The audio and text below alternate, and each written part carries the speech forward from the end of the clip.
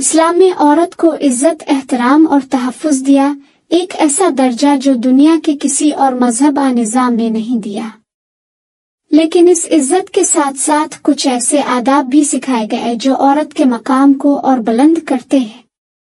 یہ آداب عورت کو قید نہیں کرتے بلکہ اسے حق، وقار اور تحفظ کی چادر عطا کرتے ہیں۔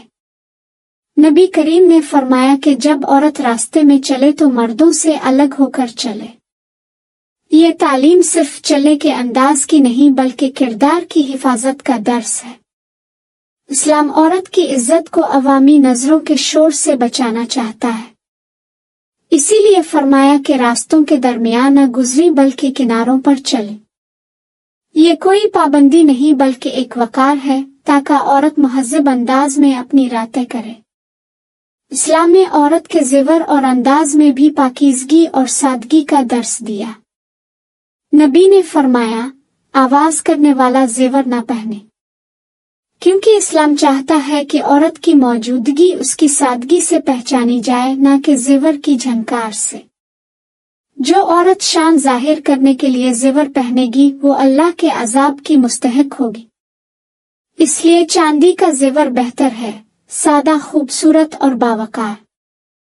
اسی طرح خوشبو کے بارے میں بھی نبی نے فرمایا کہ عورت کی خوشبو ایسی ہو جس کا رنگ تو ظاہر ہو مگر اس کی بو زیادہ نہ پھیلے۔ مطلب یہ کہ خوشبو گھر کے لیے ہو نہ کہ گلی کوچوں کے لیے، کیونکہ اسلام عورت کی موجودگی کو تقدس دیتا ہے نہ کہ نمائش۔ لباس کے بارے میں رسول اللہ نے فرمایا کہ عورت ایسا باریک کپڑا نہ پہنے جس سے جسم ظاہر ہو جائے۔ اگر کپڑا پتلا ہو تو اس کے نیچے موٹا کپڑا ڈال لے۔ یہ تعلیم صرف پردے کی نہیں بلکہ نظر حق کی بنیاد ہے۔ لباس عورت کے تحفظ کا کلا ہے، اس کی شناخت کا پردہ، اس کی عزت کا نشان۔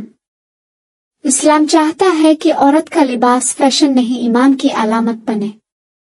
آج کے دور میں جب فیشن میڈیا اور مغربی نظریات عورت کی فطرت کو بدلنے کی کوشش کر رہے ہیں، نبی کا یہ فرمان بہت اہم ہے۔ جو عورتیں مردوں کی شکلیں اختیار کرتی ہیں ان پر لعنت ہے۔ اسلام عورت کو یاد دلاتا ہے کہ تمہارا فخر تمہاری نرمی ہے، تمہاری حق ہے، تمہاری رحمت ہے۔ دنیا تمہیں مضبوط بننے کا غلط مطلب سمجھاتی ہے مگر اسلام کہتا ہے عورت وہی مضبوط ہے جو حق میں قائم رہتی ہے۔ یہ تمام آداب اسلام کے سخت اصول نہیں بلکہ محبت کے نرم حصار ہیں۔ عورت اگر ان اصولوں پر چلے